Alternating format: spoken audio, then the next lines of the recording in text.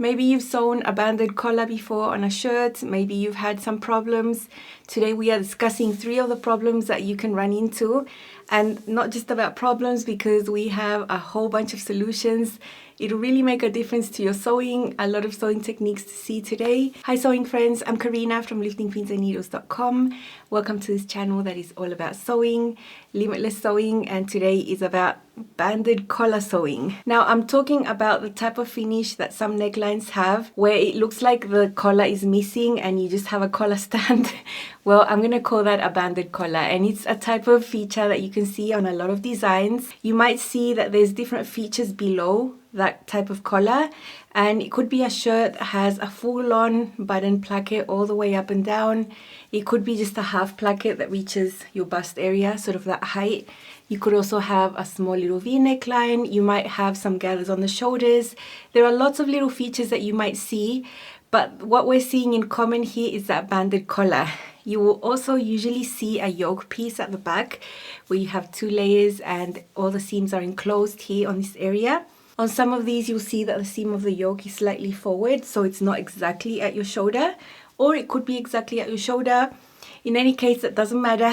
What matters is this banded collar. What's common about all of these is that they are the same. You cut 2 layers, you have 1 pattern piece, and there's no difference between the layer that you see on the outside and the layer that you see on the inside. And in some pattern instructions, you will find that you need to interface both of these layers or only one of these layers. I think that is greatly dependent on your fabric choice. I would read the instructions, but I would think further and actually see what fabric you're using. Because this is a collar that is on its own, it does need to have some structure so that it actually stands there and doesn't flop. So if you're working with really lightweight woven fabric like a chiffon, a rayon, a crepe, I would suggest interfacing both of the pieces. In that case, your outer and your inner collar band will be interfaced and you'll have a really nice result. Maybe some really lightweight cotton, I would interface both layers as well. If you're working with a denim, maybe a heavier chambray, a linen for example, you might consider only interfacing one of these pieces, and that will be the one that's on the outside, the visible one. Why do I say it's on the outside? Because it's going to look nicer, it's going to look smoother, and then the side that's not interfaced, that will most probably be softer to the touch, will be inside here touching your skin. Now in different pattern instructions you will find different types of seam allowances. Very few patterns will have a 1/4 inch seam allowance, which is my preferred. I think it's just the easiest way to sew a collar or any curved area on a garment. So you will find some brands that use a 1/4 inch seam allowance, and I applaud that. I love that, but it's not what you usually see. So you'll see anything from 3/8 to 1/2 inch to 5/8 of an inch. Out of the most common ones that you'll see, you might guess that my favorite is 3/8. My least favorite is 5/8. It's just harder to deal with the larger seam allowances. In this episode, I have 3 technique videos to share with you. They all sew a beautiful banded collar. They are different patterns, and I have 3 different ways to sew them. Certain aspects are quite similar, but certain aspects are quite different, and you'll see at the end. I want to show you my least favorite way to sew a banded collar.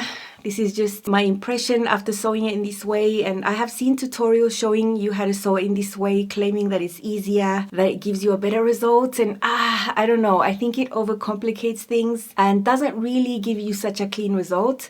So I am sharing it with you. Maybe it's a way that you haven't seen before. Maybe you do want to try it so you can have your own opinion. I think it's really great to try things before having an opinion. And that's why, even though this one, in theory, I didn't even like it in theory, I thought I'd give it a go so that I can say from experience that it is not my favorite way to sew it, and I will not be sewing any of them ever again like this. Then we will see a traditional way, and it's the way you will find in maybe 90% of pattern instructions. And then stay with me till the end, because I'm going to show you my preferred way, just the way I think gives you the best results. So it's a lot to see. Let's see first my least favorite way. It is totally doable. You might think it's amazing, you know, I'm just giving you my opinion here, but let's see. I have my 2 collar band pieces here. I interfaced both because I thought it would be more appropriate for my fabric that is lightweight, and I have gone and folded up the bottom edge of one of them. I did my guide stitch, of course, to make it super accurate, and I went ahead and pressed that up. 5/8 seam allowances here, which is really hard to sew if you don't draw it, I find. You can see that the actual collar band will be quite narrow, and then all this rest is this bulk from the seam allowance. Take these, put them right sides together, pin along the edges. In the first step of stitching, we will start right there where that fold is, right there. So the bottom here, 5/8, is not going to be sewn. It'll be from there, and the same on the other side. That's why I wanted to press this beforehand, so it serves as a guide, and plus you also had to press it anyway. So you could have sewn this together and then pressed one of these up, but why not press it up before, so it also gives you a reference of where you have to start and stop sewing on this collar band. I'll start right there at the fold, so leaving 5/8 of an inch not sewn there. I'll reinforce there, and then on this curve I'm going to go very slow, and if I need to hand crank a bit to get that curve nice and neat, I will. And having the ink mark there of exactly where I need to sew is so helpful.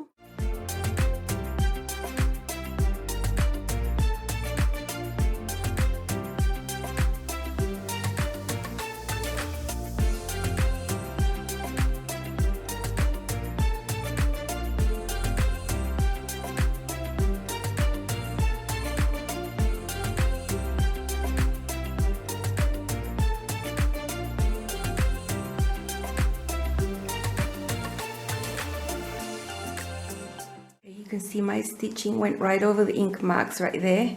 Now, not from the very edge, but around here we can trim.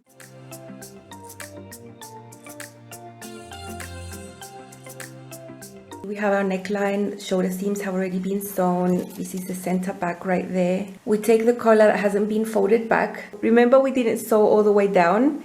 This is where you need to match to the edge here and leave 5/8 of an inch protruding here, because then this will be sewn at a later stage, this little bit, but you can see the edge there, pin it there, and match this other side as well. Fold it down, make that protrude, match it up right there, right on the edge. And now we just need to pin the whole thing. Make sure you keep this out of the way, but just pin it all along the top. It all matches. There is a notch for the shoulder seam, and the shoulder seam is right there. The center back matches the center back. The other shoulder seam matches this other shoulder seam. Let's go ahead and sew from there, 5/8 of an inch again, all along the top edge up to there. Make sure this collar piece that's there is out of the way so you don't end up catching it by mistake.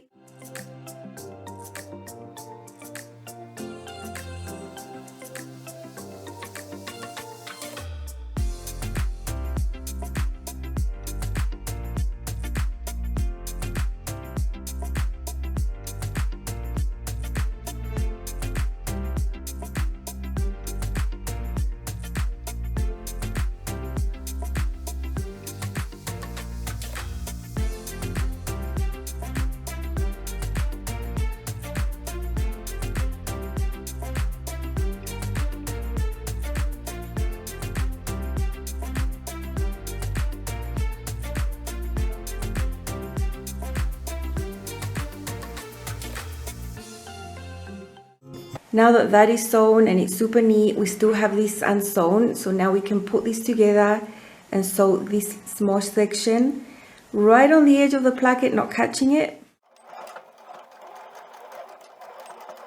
Make sure that it's totally free there, but it was right on the edge, like that, and the same on the other side. Make sure it's free, confirm, so that's correct. Now I'm going to go ahead and trim away this seam allowance here. It's just all that bulk that you don't need. And remember, on curved edges like this, I've shown you this before, I like to snip little notches, little triangles there to get rid of some of that excess. When the seam is folded on the inside, it'll want to move closer to each other, and removing that bulk there is going to make it more smooth. I'm trying to not get to the edge of the seam because I do want fabric there. Now the next step, take this, all this area, and stuff it in there. Put it inside, and then you have just the collar pieces there. And now you would sew about an inch right on that crease there. Make sure that all that bulk inside is away from where you're going to sew that seam. So slide this in there, have all the bulk here. I really hope I don't catch anything under there, but I have that crease to guide myself with. Okay, that's as close as I can get you here. I'm basically sewing an inch, and I'm sewing only these two collar layers together with all of this in there. It's very bulky in here. Move this out.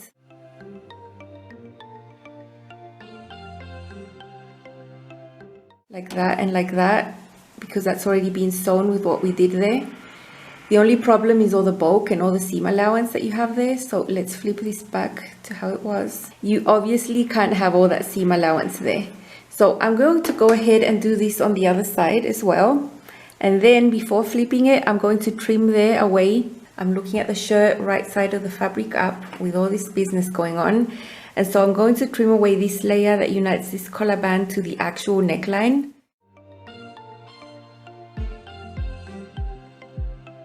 Make sure you're touching and you're not going to cut your actual shirt. So I'm getting to this side where it's all stuffed in there as well.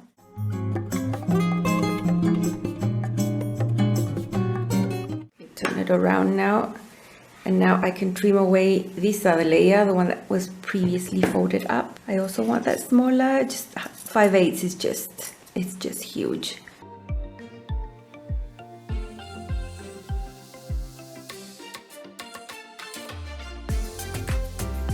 Okay, let's look at our shirt from the right side up, and now we can bring this out and there'll be less bulk in there. This method already sorted out this section. You can see it's already been sewn. And now all you need to deal with is the section in between here. Now on this curve, you see it's very curved. It is a neckline. I'm going to do a few snips there. Just conservative, not too close to the seam also, because I want to protect the integrity here.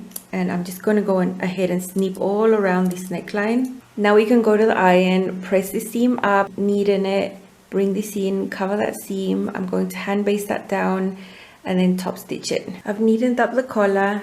It's been pressed. It's going into the inside, so that's where it's open there. Now we need to top stitch all the way around, but because this is a collar that stands and will always be seen on this side, on the right side of the garment, I'll be top stitching from here.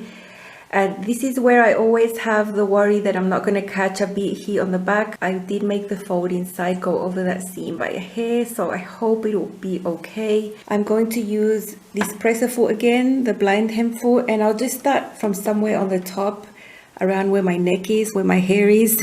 That's where I usually like to start. And I don't back tack, I knot it in the inside.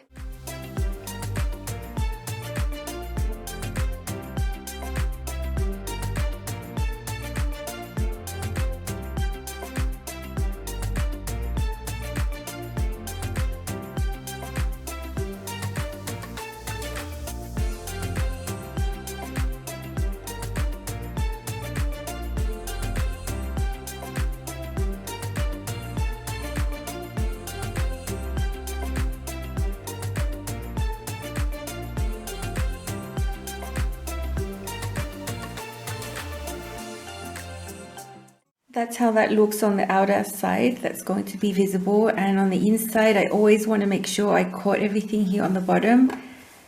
And sometimes you don't catch like a tiny amount like right there, although you could do it on reverse as well, and then have the loose end on this side and sew it where you can see it. You can see my little collar band. I didn't bother to put a button or anything there because I will never wear it like this. I just find that too constricting. I'd rather just have this open, and the first button starts a little below there. I think that's how naturally I would wear my blouse. So I'm never going to do extra buttonholes and put buttons where I'm not going to use it. It's a really narrow, delicate collar band, very pretty. Nothing against the pattern designer or the pattern brand or the actual pattern. I think the pattern is amazing. And what you saw there was the Byrdie shirt from Pattern Scout. I think it's an amazing pattern. It's got pin tucks here on the center for one of the options. And there is actually an option to sew the stand with the actual collar, so it looks more like a traditional shirt. So when I saw the technique there in the instructions, I had already seen it before. I thought, oh, great, okay. So I decided to give it a go. Not my favorite. I think it's really bulky. The large seam allowances were an issue. Just turning it under and tugging on the fabric here made me feel really uncomfortable. The banded collar is quite narrow, as you see there. There was not much space to tuck it all in there, and sewing it was really fiddly. I don't think you get such a clean result there on the tip like I like it to be. With the more traditional methods, you will see in a second, this little area looks so much neater. And whatever aspect it makes this area sewing easier, I think it takes it away by not giving a really, really nice look, in my opinion. So have a go. Maybe you want to try this method. I think there are quite a few people online who swear by this method, and I think you could apply the same method if you have actual collar here. But then how do you stuff all that in there, including the collar piece and the collar stand? Yeah, it's beyond. It's just something I did not enjoy, and I know I won't be sewing again. Now, if I wanted to sew the Byrdie shirt again, I could always sew this banded collar in the way that I prefer. You can get any pattern and you can take your 2 collar pieces and sew them in the way that you prefer. There's no police, supervising what way you're sewing. If you have a preferred way, do it like that. That's why I like to show you some options, and not only show you, but tell you why I like and don't like certain things. Now, I mentioned I was going to discuss issues that you can find when you're sewing your collar pieces. You can see here that I mentioned, oh, my collar band matches the neckline exactly. In this case, the Byrdie has a lot of pin tucks here, and I was still able to match everything up. And there are 3 main issues that you could find when you're sewing this type of garment. Why maybe your collar band is not matching your neckline. Either your neckline is too large, which might be the most common problem.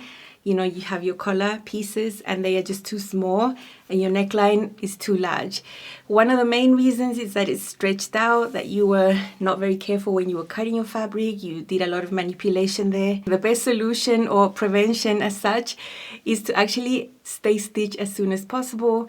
Cut your pieces, handle them very gently, and just go ahead and stay stitch them. You usually have 2 front pieces, and then if your pattern has a yoke, which is most likely on a shirt, you have 2 back necklines. Just go ahead and stay stitch those as soon as you can. Lay them aside. Another alternative to stay stitching, and is the one that I like a lot with chiffon, is taking a really, really thin strip of interfacing, about 1/4 inch wide, and fusing that along the edge while keeping the pattern piece on top of the paper, so that I know that I'm conserving the same shape and size. You've seen me do that before, and it is something I've done with shirts before also. Another reason your collar band might not match the neckline is that your actual collar pieces are not the correct size. Look, I think in 99% of patterns, you will see this piece as just a short little piece that you're supposed to cut on the fold twice. Now, that is one aspect that can make you run into problems sometimes. Depends on how heavy your fabric is, depends on how accurate you are on placing that on the fold.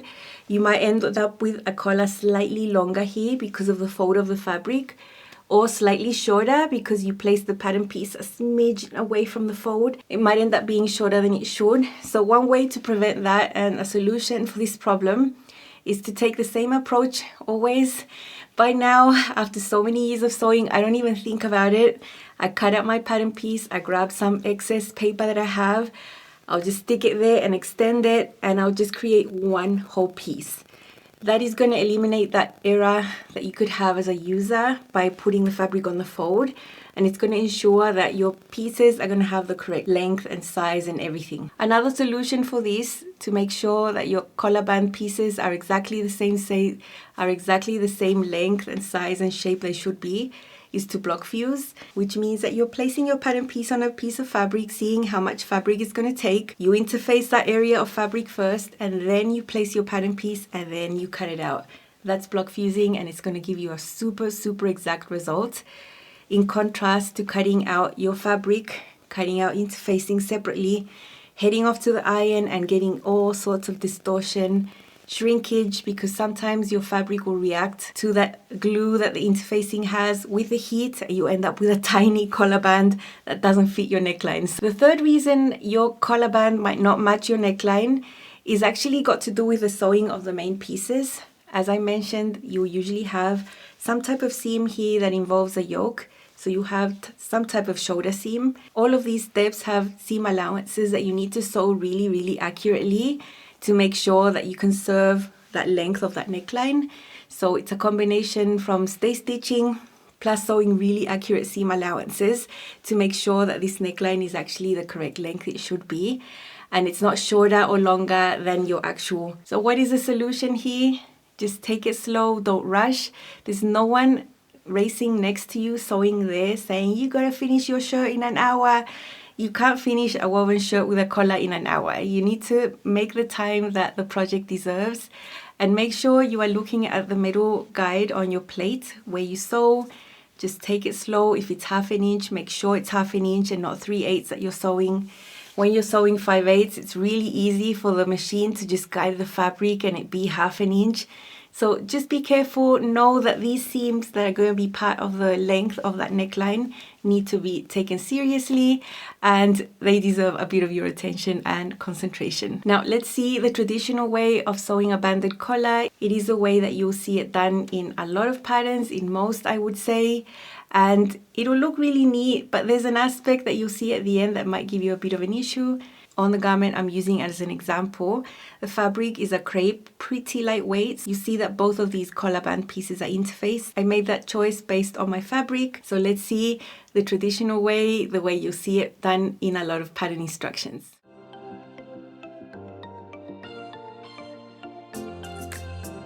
The other two collar pieces, they are both interfaced. One of them has already got the memory crease. This was done way earlier on in the process. Let's put this one aside for now. Let's take this regular one now, and at the bottom you'll see there are some notches. You'll see quite a few, and it's going to be super helpful for putting all of this together to the neckline. It's going to be a little different than how you sew other collars. When you sew a collar to a neckline that doesn't have any gathers or anything, you would place this right sides together, and then you would sew it on, usually with the collar piece on top and the neckline on the bottom. Now in this case, because there are going to be quite a bit of gathers on the neckline, this collar is going to be sewn the other way. Just when you're putting it together, the gathers are going to be on the top, the neckline, and the collar is going to be on the bottom. So remember, I'm working with the collar at the bottom. I'm going to just pin the other extreme of this collar to the other side over here. Make sure 3/8 of an inch are hanging off like that. That is the seam allowance. There is that little white notch there that is going to match the one on the back. I call them notches, but I don't actually notch into the fabric, I just mark it. Next, I'm going to match the center back of the collar piece to the center back of the neckline. We have 2 layers of neckline here because we have 2 yoke pieces. I've just put a pin to mark the center back, and I'm going to match it here. Okay, along the neckline you have that notch, and that's where the gathering stitch started up to that other one over there. So this one will have a notch to match on the collar as well, right there. From the center back to that notch there, it's going to match perfectly 1 on 1. And then you see how the neckline has all that excess that needs to be gathered in. And that's why it's easier to sew this neckline with the collar underneath, so that you can really control and see what's going on here with the gathers. Okay, here we have everything pinned. Remember, the collar is going to be on the inside and the neckline on the outside. Here's the gathered area here on the front, and everything matches perfectly. Remember, you have 3/8 of an inch of the collar piece protruding from there. That is the seam allowance. And now we're going to just go ahead and sew this.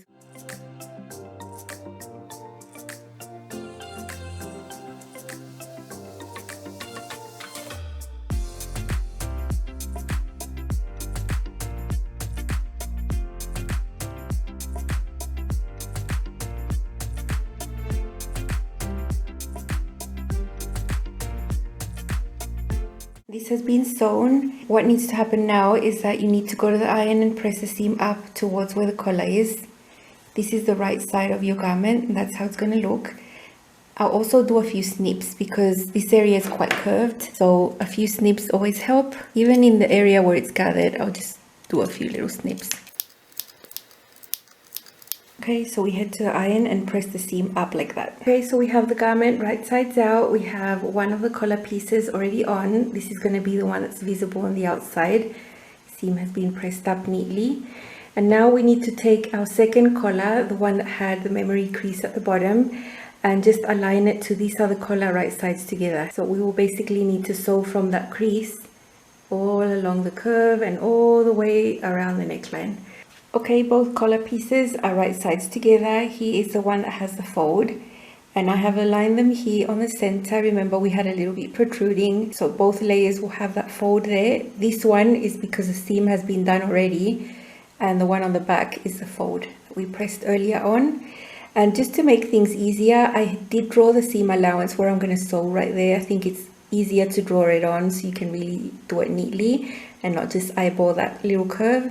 and then it's pinned all across until the other side where I have also drawn the seam allowance. When I get to this, I'll be careful to sew right there on the edge, and on the curved areas just go slow.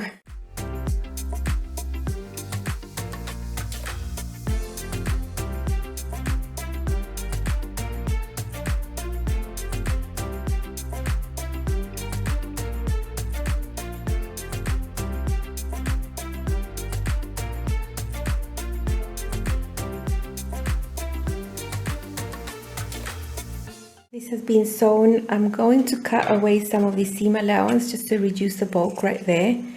And now before I flip this over, just on this curved area, I want to cut out some notches, just little triangles to reduce the bulk here of the seam allowance when it's on the inside. So like that, and I'll do the same over here on this other curve. Take away a little bit of seam allowance there. Okay, what we need to do now is press this seam open, go to iron and press it open, and then we can flip this collar to the inside like this. We had already pressed this other seam, and so this one's just going to meet that one, and on the outside the collar is going to look very neat. So I'll go ahead to the iron, press this long seam on the top open so it's nice and neat, flip the collar to the inside, and then before top stitching I really want to do some hand basting here just to make sure it's going to be super neat. And then we can top stitch all the collar all the way around. This is the right side of the garment, and I've hand basted the collar down. So on the inside is where it was loose. That was the seam that had been pressed previously. So everything's looking super neat. And now all we need to do is sew on the edge. I'm going to start somewhere on the back, right here on the top, and then go around the curve, pivot there, and then go along the bottom or around this collar. To make this easier, I use a blind hem presser foot, has a G on it, and I move the needle to the left so it sews into that opening, and then this guides along the edge, gives you a really nice neat straight stitch without doing much.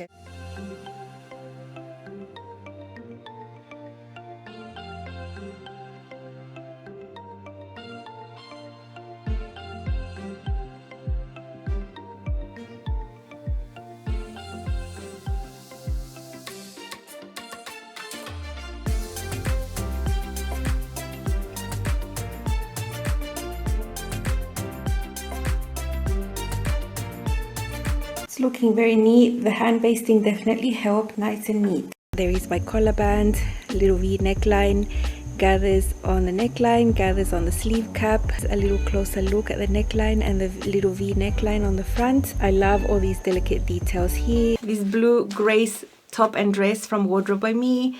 This is what I was sewing, and you can see that the traditional way is to sew the outer collar to the neckline right sides together in the first step, which means that you would have a seam there. Then when you sew the inner layer of the collar, you have the side that you've done that fold first, and that would be where your open seam would be. Now when I have to sew it traditionally, either because I'm filming a tutorial or where I can't really change the way I'm doing it, I'll be really careful to hand baste and make sure that in here I'm covering that seam by at least 1/8 of an inch with hand basting, and just crossing all my fingers that when I sew from this side, I'll be catching everything underneath. That is a type of worry that I have, where sometimes in here you might have sections that weren't caught by the actual top stitching, and then you have to go back and repeat, and it's really frustrating. In this type of collar, it is standing there. So this seam is the one that is going to be seen. It's super visible. So that is how you should top stitch. I would not want to top stitch from the inside and then have this seam turn out all wonky. That just makes absolutely no sense at all. So that is why I don't enjoy the traditional method. When I see it around, I just do it in the reverse way. Now this is the same pattern, the Grace dress and tunic from Wardrobe by Me. This is the dress version. I actually sewed this one afterwards off camera. I did this collar. And in this one, I sewed it on the reverse, which is my absolute favorite way to sew this type of collar, on the reverse. You will see why. It's basically just an inverse manner of sewing it, where you end up top stitching here where it's visible, and this is the side that's loose. So that is the way that you will see me sewing any type of banded collar. If I want to choose how to have the best result, that is the way I'm going to do it. So let's see.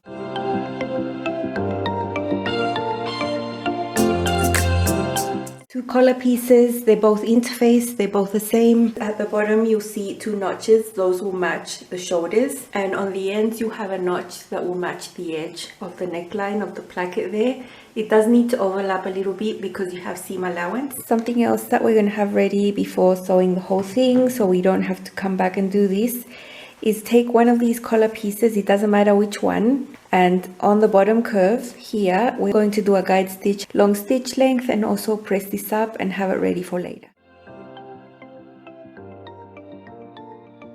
We had chosen whichever one at the beginning and did a guide stitch, then pressed it up. Doesn't matter which one, they are both interfaced, so they are exactly the same. I am going to remove this guide stitch because it doesn't need to be here anymore now that this is nicely pressed. I'm going to sew this collar in the reverse way. It's just easier that way. So this collar piece that has already got the bottom edge folded up is going to be on the outside, and it's the one that I'm going to be top stitching at the end stages of the collar. So I will be taking the collar piece that is just flat and pinning this side of the collar to the neckline on the wrong side of the neckline. So this is the inside of the blouse. This is how I'm going to do it. If you are following instructions, you are going to take this one and pin it to the right side of the blouse like this, and then pin the other one. Because I want to do the last stage of top stitching where it's going to be seen, I'm going to do it in reverse. I'll show you what I mean with this other one that I just finished. That will stand up like this, and this is the seam that's going to be seen. So this is what I want that to be. That's why I'm going to put the inner collar first, but pinned on the wrong side of the blouse, so that this side's already been sewn, and then the side that comes over is going to be open, and we can top stitch it there really neatly where it's going to be seen. It's inverse to what you would do in the instructions, where the inside collar would be loose and this outer edge would be sewn, and then you're trying to sew there and catch everything inside. That is what I don't enjoy about sewing it the traditional way. And look how neat this is when done the reverse way. It's very neat, so that's why I'm doing it like that. And if you've seen my other videos and other sew alongs, you know that I'm a big fan of doing reverse. I'm going to take this collar piece. You can see that it's got a notch right there that will meet the edge of the placket piece on one side and on the other. And along the top you have notches here. Now along the neckline you'll see these notches there and there. These are notches that are on the yoke. So I'm going to align these first. Remember, I'm pinning this collar piece to the wrong side of the blouse. This is the wrong side of the fabric here. I'm going to pin this all along the neckline. Now over here where the placket is, you are going to have excess protruding, and that's what that notch is there for. So make sure that notch meets the edge of the placket there. Don't think it's protruding too much, because remember the seam allowance is there, and at the seam allowance you will have 3/8 there on the curve. So it does look wider there, but it is correct. So that's going to match there, that's going to match here, and this other side is going to be right there. So this is pretty curved, you know, it'll take a little while to pin it nice and neat. So I'm just going to take my time and pin it now all the way along the top. Okay, it's all pinned. And now I'm going to go ahead and sew it, being super careful. It's all very curved, so I'm going to go very slowly. Make sure I don't get puckers at the back, all those things. If you notice, I'm using my seam ripper to keep the edge of the fabric as flat as possible because it's all curved. That way I can have the edge of the fabric be where my guide is for 3/8 without it shifting.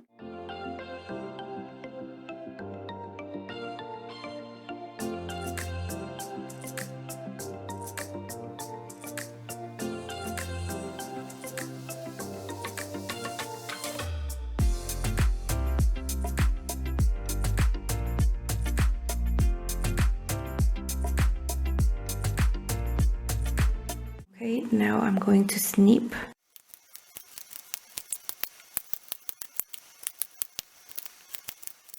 Okay, now I'm going to go to the ironing board and press the seam up, have it really neatly, and then once that's all done and neat, I can go ahead and place this other collar piece right sides together and sew it on the top.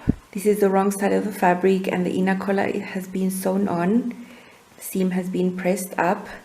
Now we can get our outer collar, the one that has a fold already, and put it right sides together here. You can see at the curve we're going to have the fold that was already done that's going to meet this fold right there, and we just align these two pieces. They are the same, they will have the same shape, so it's just a matter of pinning these really carefully. Same as that side, make sure that both folds are matching right there. Now if you try to sew this just looking at the metal plate and trying to follow the seam allowance, it's really difficult in these curved areas. So you can clearly see what I have to sew. Now as always, when I sew curved seams, I go super slowly and I do a small stitch. 2.6 is good. I even hand wheel for a little bit just to make sure I'm following the line precisely. If there is a place to take it slow, it's collar, because it's right near your face. People are going to see it when they talk to you. It's a very visible area in the garment. So I don't mind hand wheeling this curve at all. Okay, and now it's pretty much straight, so I can just follow the metal plate as a guide for seam allowance.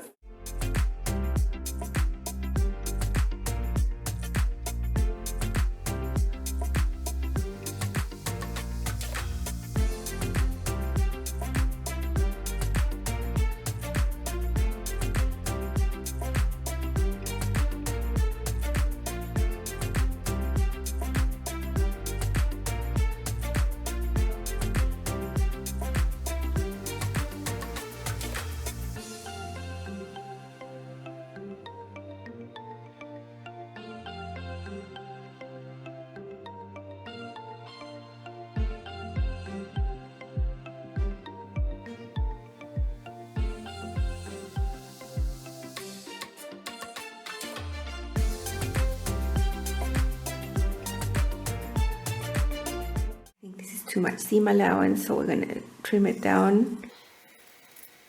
This is very curved here, so you definitely want to trim this down to 1/4 inch. As always, when there's a curve like this, you want to take out little notches, like little triangles here, to reduce the bulk around this curve. A little bit fiddly, but worth it. Like that. And on this other side too. I'm going to go to the iron and press this seam, kneading this up, fold this collar. If we turn this to the right side of the blouse, we are going to have this outer collar come forward and cover that seam right there, and that's where we're going to top stitch. But there's still lots of tidying up to do. This bit there needs to be made even smaller, the seam allowance, as small as you can do, because it will need to be tucked in there away. But I'm going to go to the iron, neaten this up, and then I'll be back, and you know I will be hand basting this down. Okay, I've given my collar a nice press. Now in this area here, again, I'm going to use my seam ripper to tuck all that seam allowance in as much as possible. It is an annoying little corner right here, but you can tuck it away. Okay, nicely tucked away in there.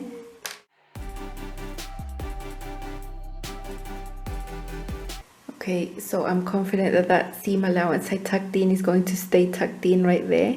I'll just pick back up here and then just start basting this down. You can see that this fold here is going to cover that seam underneath, and this is what we want to top stitch now. It's going to be super neat because we can see it instead of doing it the other way around. So I'll just keep basting this along the bottom edge like this. I know a lot of people do these collars just with pins. I just can't, and I just know it's going to turn out so much nicer if this is hand basted. Here is the top. The fabric has been turned right sides up. Here's the placket, here's the collar, and this outer collar was the one that we are going to top stitch now there on the edge.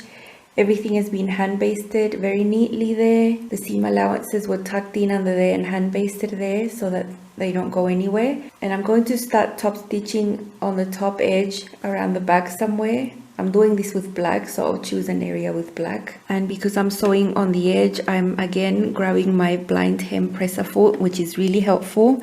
Move the needle to the left and you get such neat results.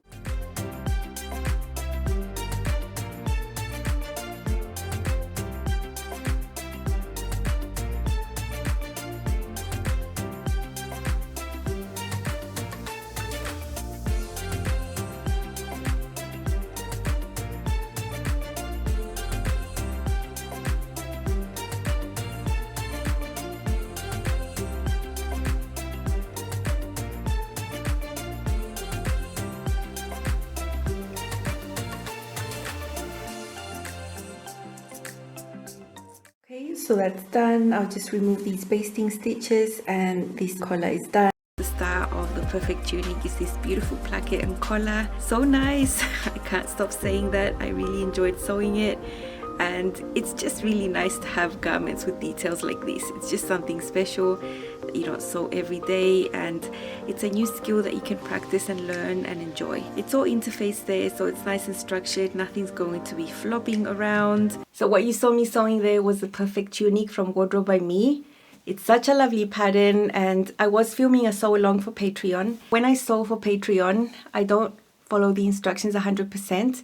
Even though I am doing a sew along, if I have a few things that I want to tweak and change, I explain in detail why, and I always give the reasons. So I'm really not good at blindly following a tutorial, even if I'm doing an official sew along. I'm pretty experienced with sewing, and by this time I know what I like and why. And the reverse method like this just always gives you the best results, which means that the outer collar is the one that comes forward, is loose.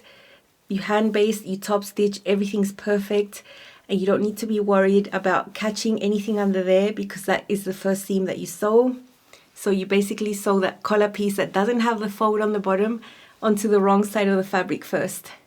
Then you sew the second layer, which is on the outside, and that's the one that has the folded edge that you do at the start, and you always get such a neat result. I think with this one you can really see the top stitching. I love that result that is so clean like that and crisp that you get with the traditional method and the reverse method. You always get that really neat result like that, and I think that's beautiful, and that's how a banded collar should look. The way that this one turned out is more rounded, and it's because of the way that it was sewn. You just don't get that nice crisp accuracy there with the burrito type of method. So there are reasons why certain techniques are more appreciated by myself than others. I like to share those things with you, give you a really broad range of options so that you can test and try out the methods and see which one you like. It's also nice to sew the way that you like. Don't rely on the pattern instructions 100%. They are there to guide you, and if you are newer to sewing, I suggest you follow them. But once you start ticking some boxes and getting a few garments done, you can start to think a little bit and be a little bit more independent and adventurous with the way that you sew. So I hope this was really helpful. Now very soon you will see another collar video, and we're going from more simple and then adding more steps. The second installment of this collar mini series as such will be those collars have the stand and the collar. So there will be one where it's sewn traditionally with a few steps, and another version that's super more simplified with really, really pretty results. The simplified version I'll be showing you is the collar that is in the Aria shirt and shirt dress from Love Notions. Now you might think, what is the Aria? I've never heard of that. Well, it's a pattern that's in testing and it will be released soon. And I have filmed that collar tutorial there for you. It's really, really simple compared to the traditional method. So I'll have both of those for you to see there in full-on detail. And hopefully you can get excited to sew your first shirt. So satisfying, oh my gosh. And there's so many nice wovens. You who collect quilting cottons, maybe you can find some nice ones and actually use them for garment sewing, because I think it is a fabric that could work for shirts if the fabric is nice. Now the Aria shirt that's coming from Love Notions also has a banded collar option. And of course, you know how I'm going to sew it because I've shown you my favorite way. So when I show you the video with all my completed shirts, I'm planning a few, you will see a banded collar version there of the Aria shirt, and you'll see exactly how I've sewn it and how I'm the happiest sewing it. Thanks for hanging out with me and seeing some collars. I hope you give them a go. They are so beautiful, and I hope this helps. I will see you again very soon. Bye.